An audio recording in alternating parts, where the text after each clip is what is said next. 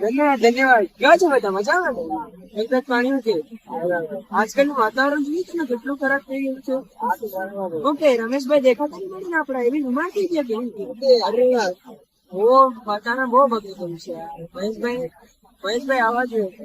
રમેશભાઈ આવા છીએ. અરે રમેશભાઈ અરે લો રમેશભાઈ નું નામ બરાબર વાત કરી. તો શું કરવાના વોટિંગ ખબર છે ને તમને? આપણા દેશનું સૌથી મોટું તહેવાર છે લોકશાહી દેશનો. આપણો દેશ લોકશાહી રીતે ધરાવે છે. બાકીના બધા દેશમાં તો વોટિંગ પણ નથી થતું. આપણે જે નેતાને વોટ આપીએ રમેશભાઈ તમે શું વાત કરો?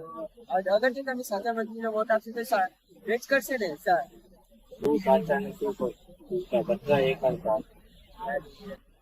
અગર જો આપણે વોટ ને આપીએ તો આપણો દેશનો વિકાસ કેવી રીતના થશે? નવી પેઢીને જીવન ધોરણ કેવી રીતના ઉપર આવશે? આપણા દેશને તો ખબર છે. અગર જો આપણા દેશમાં વોટિંગ નેતા ના આવે તો પછી બીજા દેશની સરકાર આવીને આપણે પણ હુકમ ચલાવે ને. અને આપણે દેશની જે આપણે જો અંગ્રેજોની ગુલામમાં ચૂંટણીમાં આવ્યા હતા, અગર જો આપણે દેશમાં મંત્રીઓ જ ના હોય તો આપણા પર બધા હુકમ ચલાવશે ને બીજા દેશના. તો આપવું જોઈએ. હા તો આપવું જોઈએ ને. અગર જો આપણે વોટ જ નહીં આપીશું તો આપણે દેશ ચાલે કેવી રીતના? વર્ષેથી વોટ નહીં આપે. અરે રમેશભાઈ શું વાત કરો તમે? તમે આપ્યો હતો વોટ? પેલો જો ભાઈ તમે ના આપ્યો વોટ? તમારા ઘરમાં કેટલા? તમે બી તમારી પર બદલીએ પણ ના આપ્યો વોટ?